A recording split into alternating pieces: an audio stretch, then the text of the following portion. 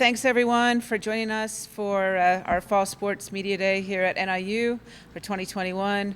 Very happy to be doing this at a traditional time in August, and in the very near future, hopefully we'll be getting back to a traditional lunch prior to the media day. But in the meantime, we'll go along and hopefully everyone has gotten what they need in terms of our student athlete interviews. And of course, you have the practice schedule. We're here to assist at any time you want to come out and be here. So thank you very much for your coverage and your continued coverage of the Huskies.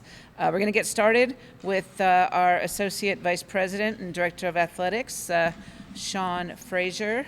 Sean is going to be heading into his 9th year here as our fearless leader. Sean.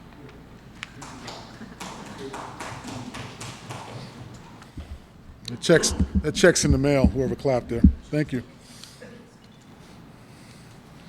Take this off so people can see me.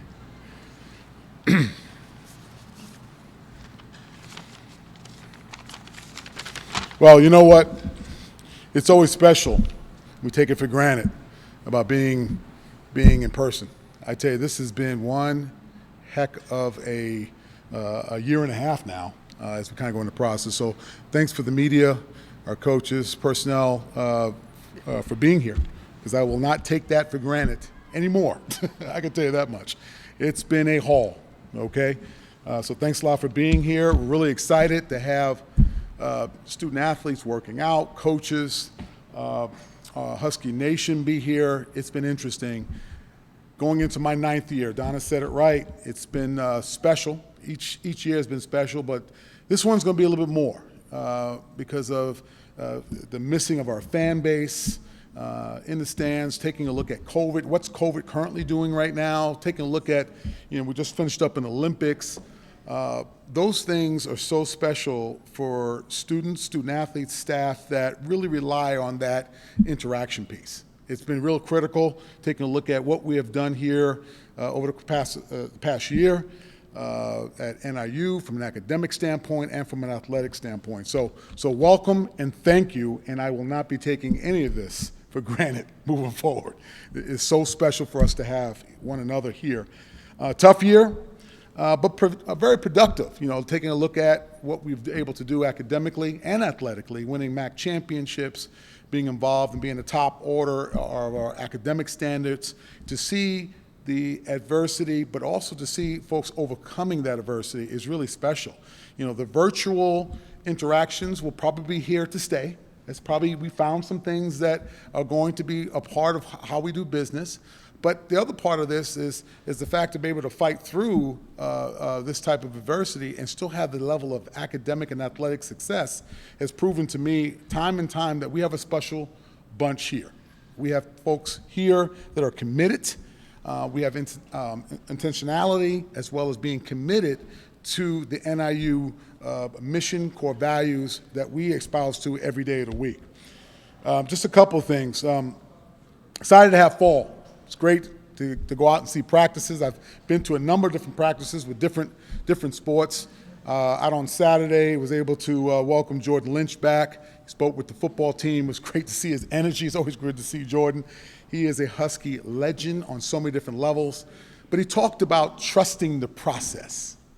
And again, a lot of coaches talk about trusting the process. But it was interesting from him because taking a look at where he was, what he did, and how he got it done on a national level was phenomenal. His family, what he's been able to do now as a head coach of Mount Carmel, just to see that level of excellence. And he epitomizes what a true Husky is all about. So I was happy to see him in the shout out. I also will say condolences to Bobby Baldwin. We lost a legendary coach. Had a chance to interact with him and his children. Actually was coached by one of his sons at Alabama. And he was a true class act for this game that I love, football. So condolences to the Baldwin family as we take a look at that. We're still dealing with COVID. At the end of the day, I came up here in a mask. I'll leave here with a mask. We're dealing with the new normal. which is dealing with the safety restrictions and other types of things that we'll have to adhere to. But it's not odd to us. This is something that we're used to, we will continue to be used to, that we would adhere to. We've got great protocols in place. We have this thing down now. I hate to say it that way, but we have it down now. We understand the expectations around keeping people safe. Our student athletes understand, our staff understands that, our fan base understands that. But we are open for business. I'm really excited about that because as long as we do what we need to do to keep people safe, we will have this interaction, this one-on-one interaction, our ability to see our sport programs thrive. So please, I can't implore you to make sure that you pay attention to the different guidelines, and our executive social athletic director for all things NIU athletics, John Chaney, he's on hand here and will be able to give you one-on-one if you want to know specifics about what we do and how we're doing it here. Just a couple things, and I'll get off because you don't want to talk to me very long, but I want to make sure that I get this out. You know, we're dealing with a real significant change in the college landscape, okay? I will tell you that between name, image, and likeness, we talked about that. We have a state law. It's something that's in operation. We were planning for this for years, to be perfectly honest with you, but we've actually operationalized what we do. And really excited for the student athletes with the continue to strengthen their individual brand, as well as working with NIU to make sure everything we are actually in compliance. So those are pieces that, you know, a lot of folks have some hesitation or some concerns about. We feel really comfortable here at NIU about our protocols in place. We have a framework by which that we are using, a framework that's called Compass, which is really a organizational tool to take a look at the monitoring, the education, the disclosure pieces of that, and we can go into detail if there's more questions about it, but we feel really good about where we are, and we're excited for our student athletes. When I was a student athlete, that was not available, okay, back in the Stone Ages, right? This is something that we expect to continue to evolve over time, but we're definitely in a good place with our management tool. We're also taking a look at what's the NCAA, what's going on with NCAA governance.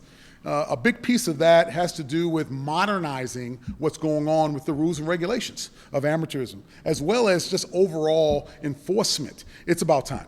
You know, at the end of the day, I think we understand that we have to modernize our rules, our regulations, the things that are currently going on with NCAA shared governance and governance from the membership. But there's definitely a battle cry now with all the different changes that are currently happening on the landscape. You know, we had talked about, you know, dealing with sustainability. You know, dealing with, you know, the NCAA, dealing with what's happening financially, COVID, you know, the sustainability for an institution like NIU, especially being in the group of five and taking a look at what does that mean from a financial standpoint and just from a sustainability, from a competition standpoint. So that's another issue. Had a chance to talk to a number of folks with the college football playoff, and then really taking a look at that expansion, that feasibility study that's currently going on right now. Sit down and talk to some of some of the great minds that are trying to anticipate what does a 12-team playoff look like? How is that going to affect NIU? You know, those know that, quite frankly, having NIU a part of that conversation and having a chance to play for a true championship is a big goal of many of us, including myself. So that feasibility study that's going on right now, I'm really excited about the future for NIU. And then the last piece is we've been seeing across our country social justice, the student-athlete voice. Understand how important that is on the landscape. We just finished up Olympics. We saw a lot of different things on how sport plays so much in the overall scope of especially North American culture, but I would say argue across the world that we need to make sure we pay attention to the student-athlete voice, but also to understand how it's a part of the fabric of our day-to-day lives. So those are a couple of pieces, you know, just to kind of set the tone for today as you talk to our coaches, you talk to our administrators. I'm excited that you're here. I'm so excited that you are involved with our programs, and I want to thank you for that process. So, having said that, open it up for any questions that you might have, and I'll see if I can answer them. And I only want the hard questions, so please shoot. Make it happen. Sir. Do you know about approximately how many student athletes have NIU athletes have Yeah, I don't have the exact number, but we do have athletes who have deals through their NIL. Excuse me. Ballpark number, is it like It's what? you have a ballpark number about what it is? I don't have them. They change daily. Yeah, but I do know that we do. Our student athletes are taking advantage of that. They are soliciting those particular deals, and they're within the scope of our Compass framework. So, God bless them. This is an opportunity for them. I remember when cost of attendance broke, the sky was falling. The sky's not falling. We're fine. We have to modernize what we do for our student athletes and for our industry. So we could probably get you that to a point, because there's some confidentiality issues with the deals, but we do have student athletes who have deals and are lobbying or soliciting deals. Yes. Question, sir. There have been reports from Stadium and from some other outlets about you being considered for the Michigan State job of AD. Did you have any comments on those reports, and have you talked to Michigan State? No, I have not. It's more about what NIU is doing, more so than worrying about little old me, okay? I think that in this time and age, when you're looking for leadership and you're looking for an opportunity, what we've been able to do here, obviously I'm humbled by whatever backroom stuff that's going on, but at this point in time, I have not been contacted, nor do I need to comment about somebody else's athletic director job. But again, humbled by any consideration, but it's about NIU. Is the transfer portal here to stay? The answer is yes. Here's the deal with that, though. What I get concerned about as a student athlete is that on the other, the grass is never greener on the other side, right?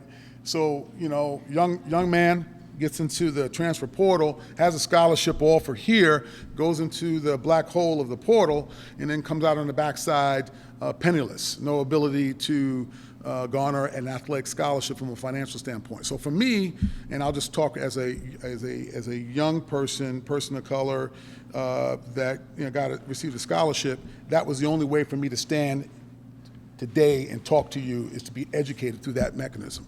So I would tell you that we have to take a look at the portal and to make sure that there's opportunities at the other side. Because I think right now what ends up happening is that a lot of folks are influencing our young people, good, bad, or ugly, and then on the backside, they're the ones, alone if they don't receive an offer to continue their higher education. So yeah, it's here to stay, and it's going to be an art form that many people are going to use as far as how do you recruit the portal. Okay, how do you deal with that? Are these individuals?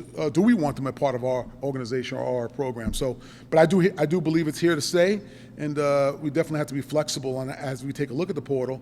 But more importantly, what's happening to our students while they go into this system?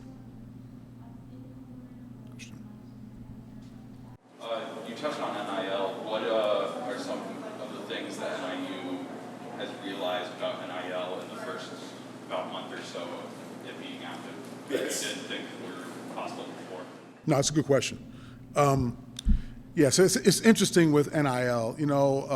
Because we were obviously one of the first states to click into this July 1, we had a chance to take a look at what this looks like, right? But the unintended consequences, right? I'll give you a little bit.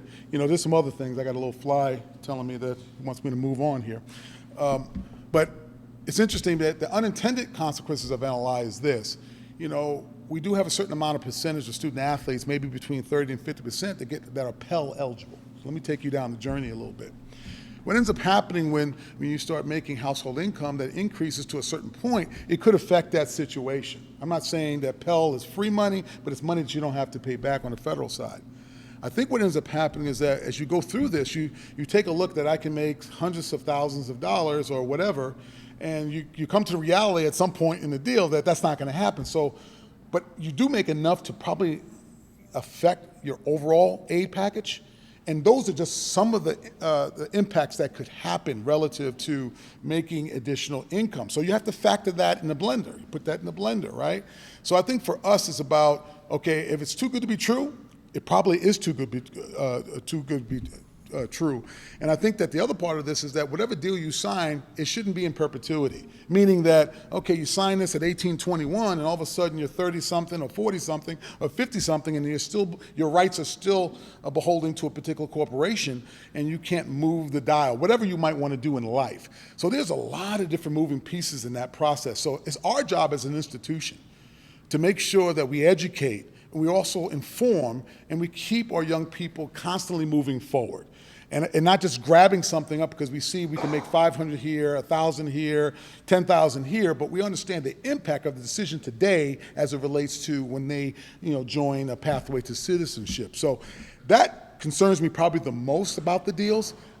In the truest form, I believe in NIL. I believe it's the right thing to be able to capitalize on one's name, image, and likeness. But the implications or impacts of those decisions have to be properly vetted. So we've learned that not all deals look the same and that we have to make sure that we are protecting our student athletes and that we're making sure that student athletes are getting proper amount of education in the process. So very long-winded to say, we have to make sure we take care of our young people as they kind of go through this process of discovery. Good question, though. Sean, the term super conference has been bandied about, quite a bit as of late with Oklahoma and Texas and their move to the SEC. Talked with, the Big 12, some of them, maybe to the Pac, whatever it is these days, and even the Mountain West. Getting back to, to the group of five, with the MAC and the American Athletic Association and so on. Is there any talk about perhaps a conference from, that group forming, some changes at this level? Well, it'd be naive for me to say that it's not going to affect the MAC, right? Because that's not the truth. What's the truth is that we're one of the most stable conferences in the country. We have a history of that. We know who we are. We don't have to profess something different. A lot of us have traditions and brands that are far-reaching, and we get it done. Our commissioner, John Steinberger, he's done a phenomenal job. Our presidents have done a great job of positioning and sustaining our conference. But the reality of conference expansion was going to happen, right? I don't have to be Nostradamus to tell you this, that we're going to have people who want to continue to move through the line and take a look at conference expansions, and Texas and Oklahoma have done that. Now the reaction happens, the chain reaction happens, right? We're going to take a look at some of the other Thomas 5 conferences and say, you know what, there's no such thing as standing still. You're moving forward or you're moving back. And part of the process means that we have to anticipate where the puck is going to be, using a hockey metaphor. We have to skate to where the puck is going to be, not where it is currently. And I think that a lot of our leadership, especially the conference commissioners right now, are trying to anticipate that through the multimedia rights and the TV rights and some of the things that are currently a part of that process. You might hear grant of rights and all these other things that are going on. So we'll probably see some more changes, and it will affect the MAC. It will affect other FBS conferences because we're going to be reacting to some of those particular pieces, and then we're going to have to act on those pieces to continue our stable nature that we currently have. The great news is I have full confidence in our commissioner, our presidents, our ADs. I feel really comfortable about that. Someone who's been involved in this over 20 to 30 years. I feel really good about where we are. NIU as a brand, NIU as a major contributor to that process. So we just have to continue to monitor and be very vigilant about where these different things take us right now. But there will be some changes, and we have to be ready for them. Sir. I know you had mentioned the Compass program handling the NIL earlier in the press conference. How do you feel about making sure that players and athletes stay focused on the sport and on making grades and stuff as opposed to just letting them see dollar signs? Yeah, so that's a great question. At the end of the day, that is one of the downsides, right? A lot of times, when you lose your focus, and this is something that is a distraction. This is something going on now that our athletes are going to have to pay attention and balance. So part of it is just a refocusing. Our coaches do it well. If you go to team practice, you see Coach Hammock, you see the different coaches out here that are making sure that there's an intentionality about getting the things done academically and athletically. And this side deal, this side hustle that you're doing doesn't interfere with getting those pieces done. that's why we're starting to see a lot more organizations and companies getting involved with that side process of trying to help the student athletes broker their brand for more monetary compensation. But I would tell you that, the job of a coach right now is probably the hardest that it could possibly be. I learned that from my mentor, Barry Alvarez. He said, there's nothing more stressful and hard than being a Division I FBS coach, okay? The pressures. This is just another thing. Our coach is going to have to re-recruit our players. Our coach is going to have to be a little bit more vigilant on some of these different rules and regulations, and that's the job. You got to be able to embrace that. The day that you don't want to do that, the days you probably need to get out of the business. So you have to be able to embrace that, but also understand that we're dealing with 18 to 21-year-olds who need the education in this. That's why it's so critical that you have an educational framework that sits them down. They might not like the final answer on a lot of this stuff, but this is what they're going to do to be, quite frankly, to be successful. So yeah, a lot more work, a lot more intentionality about the different educational pieces, and a lot more coaching them up. Because at the end of the day, this is what this is all about. This is another component that makes this industry and this job a little bit more challenging. Last one. Excuse me, you mentioned the changes that could be coming to the MAC, that there's stuff. Well, what are those changes? And what's the time frame for that you see this stuff happening? You talking about for conference expansion? Yeah, well, I don't have the crystal ball. If that was the case, I'd get the Mega May and I'll be able to, win lotto or something like that. I don't know that. But I do know this, that the change that you just saw, you witnessed with Texas and Oklahoma, is really a large watershed moment about where we are with the so-called super conferences that were predicted long ago. I do think that we're going to be reactionary to them to a point, especially in the group of 5 level.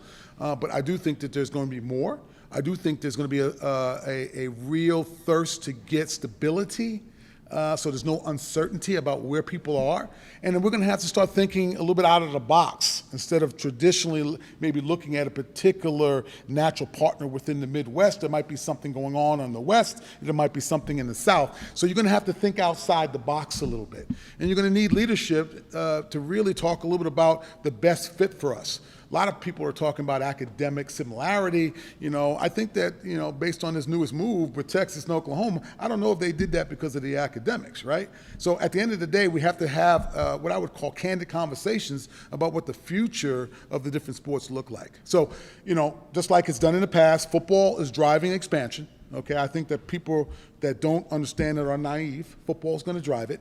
And then the other part of that means that how do you then maximize the brands that you currently have within your conference to make sure you can keep on moving forward. So I don't have an exact date, time. I just know that it's going to happen, and that if we're not prepared for it as an institution or a conference, we're going to go as the dodo bird once went.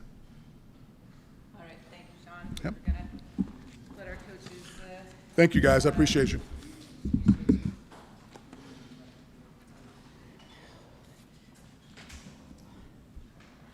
All right, we're going to get started with our coaches now, and we're going to start with Julie Colhoff of women's soccer. She's beginning her 4th season here at NIU, and one of the most interesting things to me about soccer is they get their teams on campus and they start playing. And they've already come off an exhibition game, three or 4 days into practice, and here she is to talk about her team and the upcoming season. Julie, thanks. Hello, it's exciting to be back with all of you guys again in person. Equally exciting to be back on campus with the team, obviously. So like Donna said, we reported last week, so we've already hit the ground running. We've had a couple days of practice training, and then just got into an exhibition game this weekend, so that was exciting. Great chance, obviously, to play early and get to evaluate a lot of our players, especially some of the new players, see kind of what we're working with and what we got to fine-tune, obviously, as we head into season. So far, I would say we have a couple players that have really stood out in different ways. So some returners that we have, obviously. Jenna Louie is a local player, so she's from Sycamore, so just right next door. She's a senior. I think she'll be a great anchor for us in the back this season. So she's coming in strong, vocal, experienced. So we're looking to really build around her in that way. We also have Kira Meyer, another one from Sycamore, who was all conference last year for us, coming back, led us in our attack. So obviously that'll be a another great player to be able to build around. We also have a couple freshmen coming in that have already, within this short amount of time, shown the ability to really, I think, impact the game for us and kind of raise our level in different ways. So Edith Delgado is from the Aurora area. She's very technical on the ball, smooth, really good at playmaking and creating for us in the attacking half, so that'll be great. Maddie Makin's another kind of local player, so from Freeport, Illinois. So she, in this exhibition game, already played big minutes in the back, has great athleticism, reads the game well. And then Callie Stock's another freshman that also came in prepared, ready to go, super bought into kind of what we're trying to do and making sure that she can contribute both on the wing for us and in the back. So overall, you know, I think we have a lot of good strength to build on. Our goalkeeper spot, all three keepers are competing at a high level, so I'm really looking forward to building off of that. And like I said, heading into this week now, having such an early exhibition game gave us such a wonderful opportunity to be able to evaluate and play all of our healthy players. And now we know kind of, okay, here are our strengths. Let's build on these things. And we showcase some things really, really well. And then a couple of things, obviously, that we got to continue to fine tune. But we do have this chunk of time now to be able to do that because our first official home opener, or no, excuse me, not home opener, season opener is on the 19th at Milwaukee. So that's always a good competitive game. And then we'll be opening up at home on the 22nd. So we have a good, mostly in-region competition, non-conference schedule that will really help prepare us for the always competitive MAC season. And I'm really looking forward to showing everybody that we're up for the challenge. So happy to answer any questions if there are any. What specifically have you seen from Maddie? She's come from our neck of the woods over in Rockford. So, obviously she had a great high school career. And what have you specifically seen on top of just how well she's done so far? Yeah, I think a great thing about what Maddie brings to the field for us is her versatility. So with her athleticism, she's able to play, traditionally actually growing up, she was a forward. More recently now has started to make a name for herself in the backfield too. So for us, I think we're looking to utilize that versatility that she has. So even if she's playing in the back, can she be attack-minded for us, but still has that pace and everything to recover defensively. Like I mentioned earlier, she reads the game really well. So even if she makes a mistake, she's really good at being able to recover for it. But most of the time she's reading, the plays really well of when to step and intercept, when to roll up and close down, things like that. So we've seen some good things from her. And also her personality. She's always making us laugh, so it's good to have her around. Yeah. You just played in April, so what's been the turn from April now getting ready for? Yeah, first time ever that we've had that quick of a turnaround, which could have gone either way, right? It was either everyone's going to come in injured and behind, or we're going to come in kind of chomping at the bit. And it seems to be that players are excited and ready to go, which obviously we're super grateful for as coaches, but also makes us even more excited to continue to work with them. What do you think from the short amount of time you've gotten to work with them this summer has been the biggest jump from the spring to now in terms of the team? Yeah, good question. So coming fresh off our exhibition game yesterday, I would say just the accuracy of the possession that we're able to keep. So yesterday there were a couple of times when, to be quite frank, the coaching staff looked at each other well, that looks a lot better. So we're pleased about that. So I think, it was mentioned earlier about trusting the process, and this has all been, this is our fourth season, but obviously with COVID in there, kind of going into our third real, so to speak, season. And we've been working at building kind of this style of play, getting the right personnel in there, getting the buy-in and everything, and it seems like we're really hitting that corner now to be able to take off with it. So that's probably one of the biggest upsides right now. Great. Awesome. So much. Thank you, guys. Look forward to seeing your team. All right, next up, I say it every year, the dean of Huskie coaching staff, and happy to have Ray Gooden back for his 20th season on the volleyball floor at Victory Court, and their first, they will be getting underway on the 27th and 28th with the home tournament, traditional home tournament, and also did kind of want to quickly mention all the schedules. Download that NIU Huskies app. That'll give you every schedule. You can get notified. And I would encourage you guys to do that as we shift away a little bit from paper. Coach. Swan. Howdy. How's everybody doing? Ray Gooden's also happy to be here for his 20th year. I echo everybody else's stuff so far about how excited we are about being back, about being able to do things, seeing our kids, and getting ourselves back to more traditional schedules and hopefully trainings and things along those lines. We finish out the spring, and we have the quick turnaround right now, and we are today's our reporting day, so everything's just crazy and frantic, but we're excited about the craziness and the just the franticness of all those things that are going on right now. With our schedule, Donna mentioned, we open up the first weekend for us is the 27th and 28th. We will host 4 teams here. We try to do every single year. We've been fortunate to be able to do that, and we have teams from, really from coast to coast, with teams from California, teams from out east, as well as local teams. And then another highlight of the schedule is us playing Wisconsin. We're able to host Wisconsin here on the 18th of September. I think the last time we had Wisconsin here was, I think, in 2010. If Mike's around to help verify that. But, again, we've been very fortunate to have teams come to Victory Court. It's a great place to play, especially with fans. And we're so excited to have the fans come back into Victory Court, into our place and play. As far as our team, we've been going through a stretch where we've had a lot of young players and some things have worked through. We feel like we have young players that have come in. I think we have 6 coming in this year, but we also have a balance with some older players. And we think that balance is pretty positive for our group. Local players, Jasmine Kemp's going to be a senior now, and so we're looking for her, to provide leadership as well as continue to grow and develop like she has in the past. And I think that, with her leadership, along with the other players, other seniors that are here, the players that we have returning, plus the freshmen that are here, I think can lead to a pretty positive year. I think our schedule is built for it. I think our group's built for it. We're excited, to see things like, hopefully you guys became, fans of the Olympics and saw the women's Olympic team win for the first time ever. That gives our group great motivation about being the best team. That's always been one of our things, about being the best team in the Mid-American Conference. So as we can do that, to be the best team, we hope to compete for a conference championship. That's what I got. Anybody? Things that you can improve on that you saw last year that you guys need to improve on this year? Yeah, I think the ability to understand situation and score just a little bit, if you go through it, like last year, we started off it was conference only. We played against BG, who ended up winning our league. We lost from 15-13 in the 5th, and we were 2 plays away from turning that match. And if that, cliche about it could change our whole season. But those are the kind of things we learned from throughout the year. Now it's a matter of being able to do that right away and be able to capitalize. And I think the team understands it a lot better now, and I think that the players that we have coming in also understand that. They come from, really good club teams, high school teams, played for state championships, played for national championships at the club level. So we think that gym is going to be one where we're going to have a pretty good vibe and have a pretty good purpose.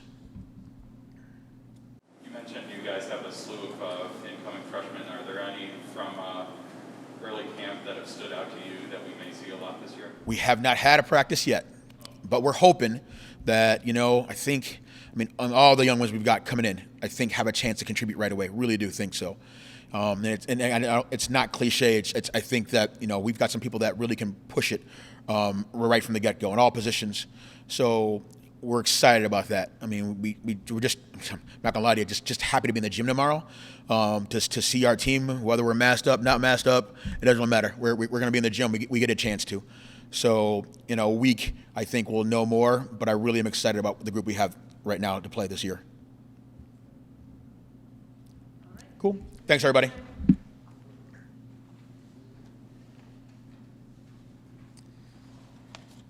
All right. And we'll also next bring up our head men's soccer coach, Ryan Swan, in his 5th season, beginning his 5th season. His team, I believe, also reports today. Also is their first day on campus. So, Coach Swan, give us a little breakdown of the Huskies.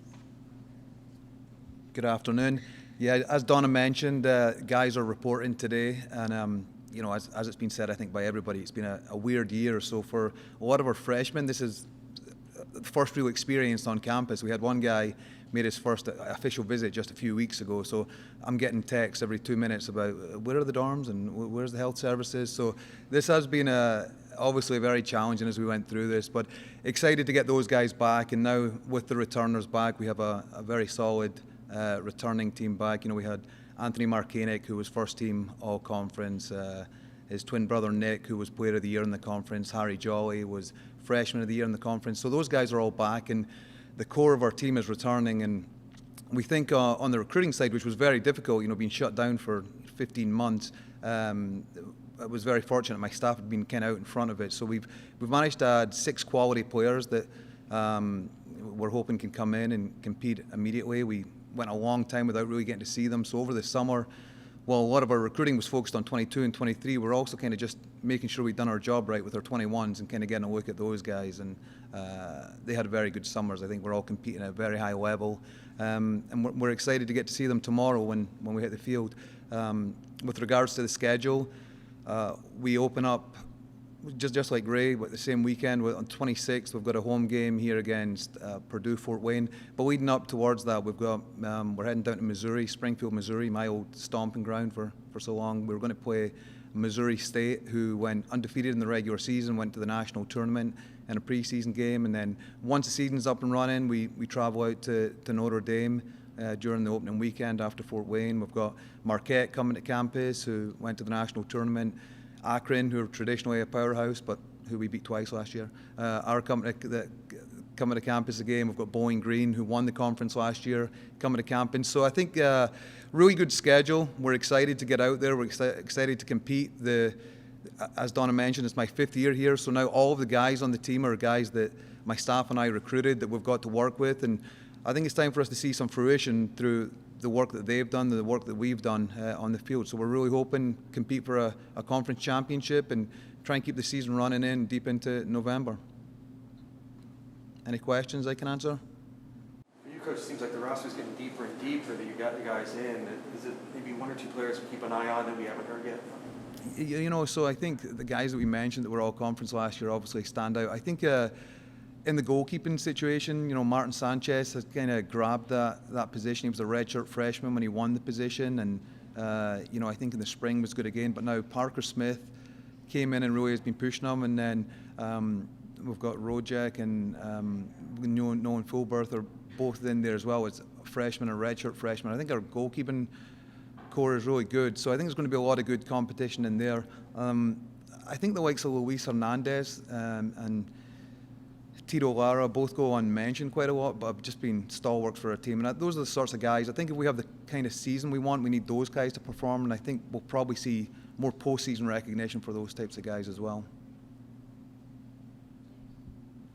Julie kind of touched on how it's kind of hit or miss where having the spring season can affect your fall season. How do you see how that's affected your guys' team? Do you kind of come in the same way as the women's team where it kind of gives you an edge where you guys are amped up and ready to play, or are you guys dealing with fatigue? No, I don't. We certainly, the fatigue issue is always a concern. Our guys went from, we were the only team in the MAC on the men's side to play an entire full schedule. A lot of teams were missing games due to COVID and the like. So I think that's a credit to our guys for taking things seriously. As obviously as Sean mentioned, it's kind of the new reality, and I think our guys adjusted to it. We'll wear masks and social distance, and obviously the trainers did a great job with that.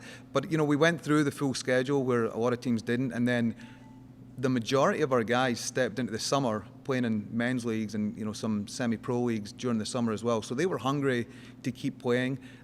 We kind of kept an eye on them as best we can with the concern of fatigue, but from what we've heard of them so far, they're all excited to get back on the field, and from seeing them around campus, they all look fit as well. So I think there's that hunger to compete and maybe to right some of the things that were unresolved during the spring about competing for conference championships and going on, that we're certainly hoping it's going to be a positive thing. Great. All right. Thanks, Ron. Thank you. Appreciate it. Really want to thank all our coaches for taking time to come out today and update us as we move into all of those seasons and have fall again, which is awesome. And our next coach, entering his 3rd year here, and I think we're all familiar with Coach Hammock, and looking forward to September 4th when we head down to Georgia Tech, and then September 11th when we're here to host Wyoming. So, Coach?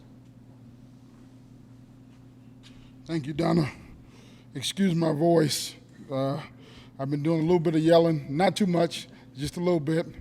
You know, when I walked in this morning, the first thing that popped in my mind was to make sure my iPad was charged, because I remember it was media day, so I just assumed that we was on Zoom. But it's obviously good to see everybody.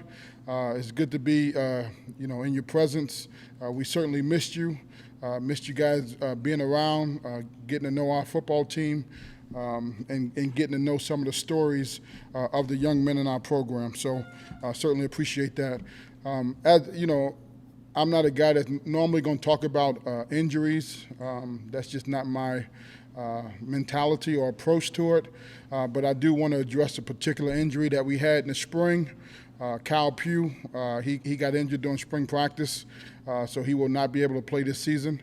I just wanted to make sure we be up front with that and address that. And, his recovery is going well.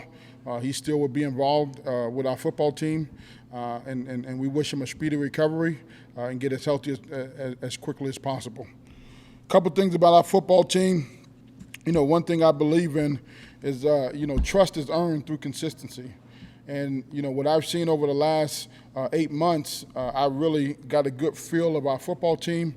I trust our team. I trust their level of commitment. I trust their level of discipline, both on and off the football field. And so, I have a leadership council that I rely on quite heavily, frequently. And, they wanted to vote for captains. So we had an opportunity to vote for captains. It was voted on by the players. We got 6 excellent captains, 6 guys that's going to represent our football team. And I think we are at that point where we have moved forward as a team that, we can have some leadership in the locker room and they can do things and become an extension of the coaching staff. And I think they have a voice. The players respect them. They know how to go out about their business and work and continue to grind. Yesterday at practice, I had a moment of reflection. Obviously it's a new training camp, new guys walking in the building, but something took me back to a year ago. And sometimes when you're in the process of trying to get better as a program, as a football team, you don't fully evaluate the situation.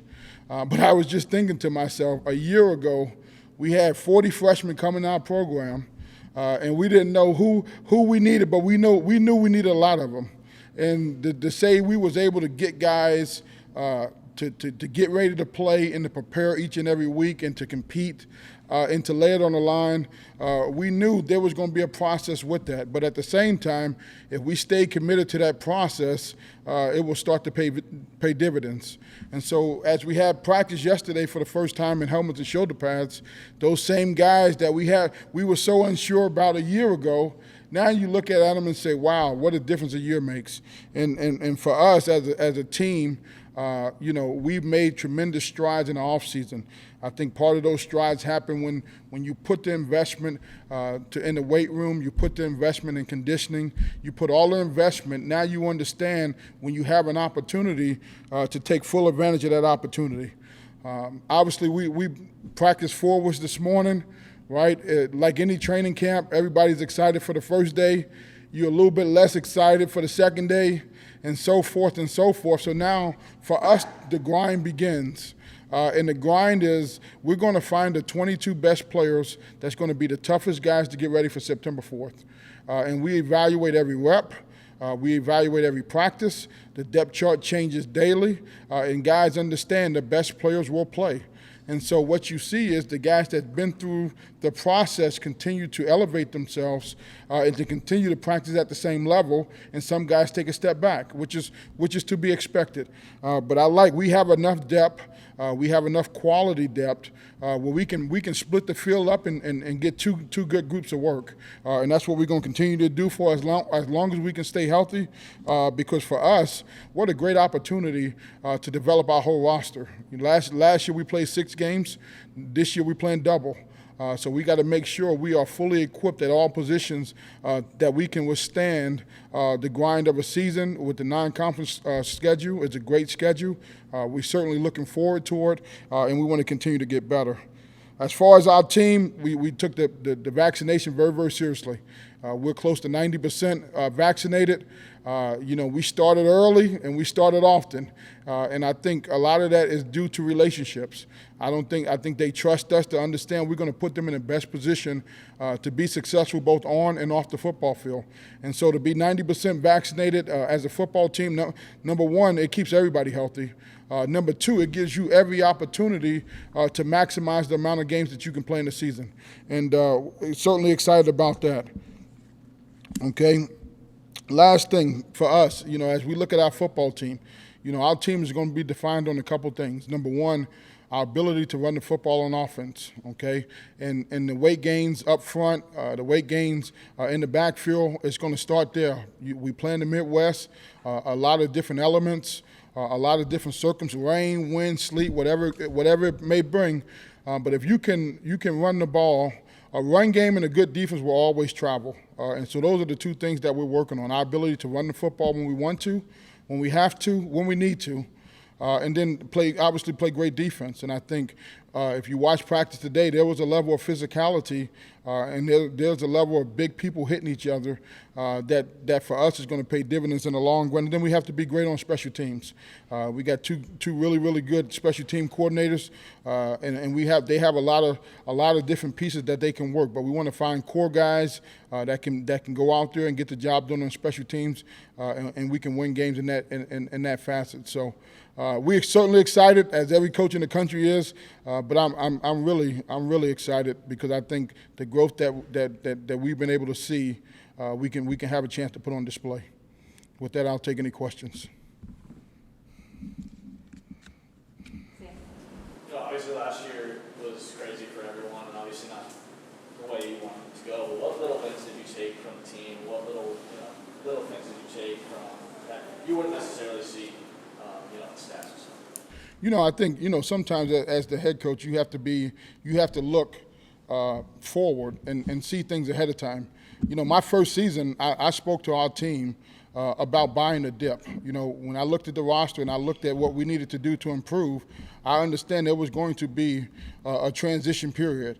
And so what we had to do is make sure that we took care of the parts and the pieces to get guys in position to be successful. And I think the foundation and the structure is in place. And I think for us, now we can move forward. We don't have to start from ground zero. We can start from a lot further place than we were a year ago. And I couldn't be more excited about where we're at. And our thing is if we can stay healthy, we feel like we can have a really good team. What are some things that you've seen? I know it's only been a couple of days and you had spring practice, but what are some things that you've seen on both sides of the ball that have you feeling real good about this season? Well, I love the battle up front, the offensive line and defensive line. We are very deep on the defensive line, and I think that's going to maybe surprise some people. But we got guys that can really get after the quarterback. We got guys that can stop the run. I look at our D-line, you see all these guys with these single digits. That's what the game has come to now, right? If you're a good player, hey, I want number one, hey, take number one. But obviously we don't give out numbers unless we really think you really can play. So that battle in the trenches is one that is going to make the difference on our football team. And I love where those guys are at. I love where they're competing. We almost have to back them off. I had a team meeting yesterday, and I showed some clips of some good and some bad up front, and some things that, that you don't see to the naked eye. But when you see the film, you got D linemen, with their hands inside and restricting guys and all those different things, those battles. But we got to stay smart. We got to be smart. We got to stay on our feet and keep those guys healthy and get to the dance. And I think we'll be very, very good in the trenches. You mentioned the Pew injury. What will be his role this coming season, and where's your confidence level with the linebacker group that's got a lot of experience? I think obviously Pew's been here a long time, so he's a leader. He's a guy that's respected, and I think he has a voice. And I think for him to mentor some of the younger players that's in the program, but this didn't catch us by surprise. We obviously knew about this for a long time. We prepared for it. We feel good about the depth. I really think we hit on the incoming linebacker class. Hopefully we don't have to play them. Last year I thought we hit it on the D-line, and we wound up having 3 true freshmen start. I think we hit at the linebackers this year. Hopefully they don't have to play because we got more depth in the program. But I think we got some guys that can really, be physical and knock you back. I mean, that's the big thing. If you look at their size and their physicality, you couldn't pick out who's the freshman and who's not. And I think that's how we want to build our team. We want to build a team that's physically mature, that can withstand the type of schedule that we play. You always talk about how the best player will play. 2 position groups that come to mind right away that are very crowded with talented players are receiver and running back. How do you feel that you'll deal with that going into the season as far as just getting the right guys out in certain situations? Yeah, obviously you watch practice today. We rotated a lot of guys, right? They have to prove themselves every day.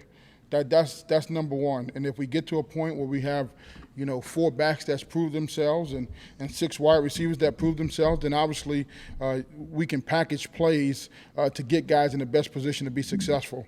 But we're not at that point.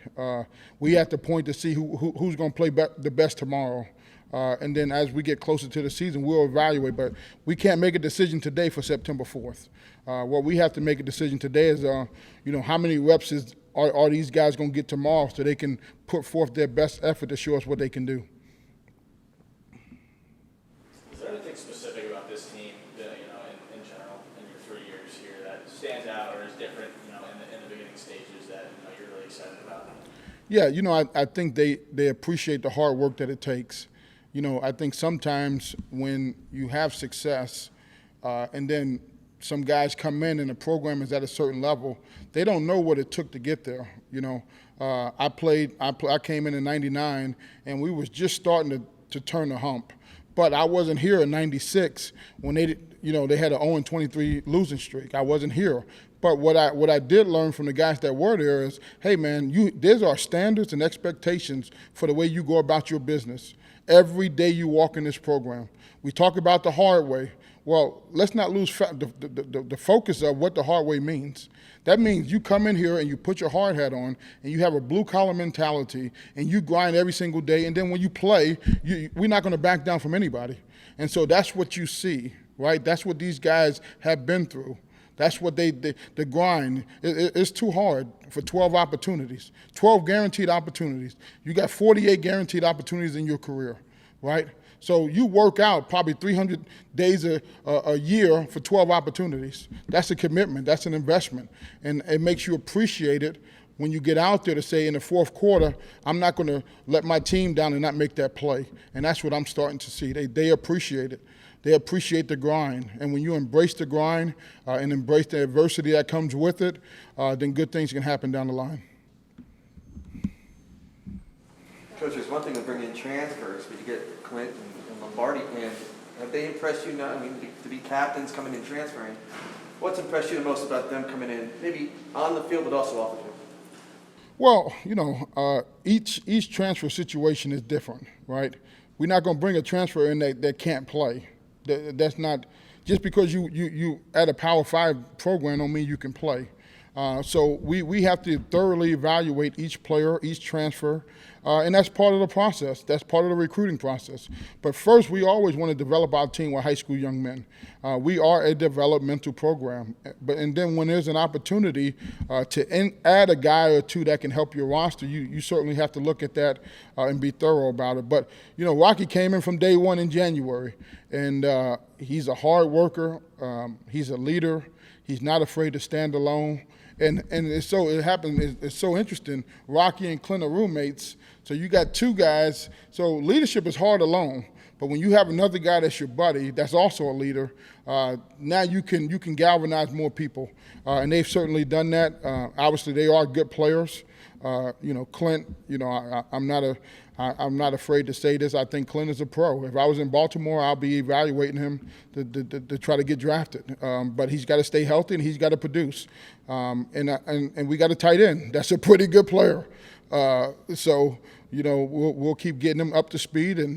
But we're gonna bring in guys that can make a difference, because when they walk in your program and if for whatever reason they play, guys in the locker room need to understand there's a reason why they're playing, and because they earned it. And those guys are certainly putting those steps forward to try to do that. Staying on the leadership thing, with the captains, I'm sure you met with them. Exactly what did you share with them that you expect them to be able to handle on the field and in the locker room, what have you? Well, I'll just give you a short story. So this summer, I read a book with the Leadership Council. We read Stick Together, right, by John Gordon. Excellent book. It only takes about 45 minutes. So I bought enough books for the whole group to read it. So we read it, we talked about it, okay? And then their challenge was to give the book to another teammate and then talk about it. And so that's how you build leadership is a grassroots campaign, right? If I lead, I can't be a solo lead. I have to have somebody else to have my back. And so we got about 15 guys on the Leadership Council. They all read the book, and then they passed it to a teammate. So now that becomes 30 guys that you're trying to influence in the locker room. And then yesterday we talked about it. We took the book a step further because I talked about, okay, anybody can get up here and talk about leadership, but how do you apply it? How do you make it applicable?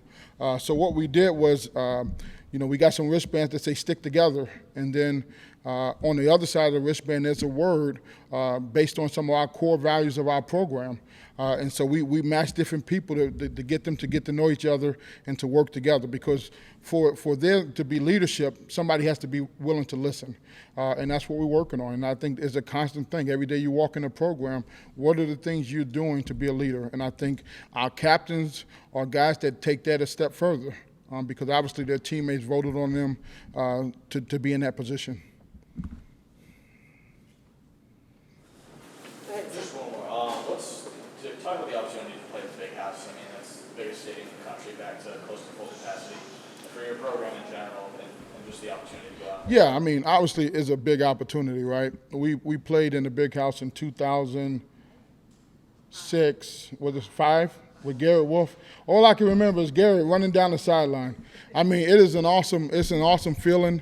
But obviously, we have some games before that, and I think our players understand that. But obviously, Michigan is a storied program, great tradition, and by the time we get there, we'll figure out what we need to do to try to give ourselves an opportunity to win that game.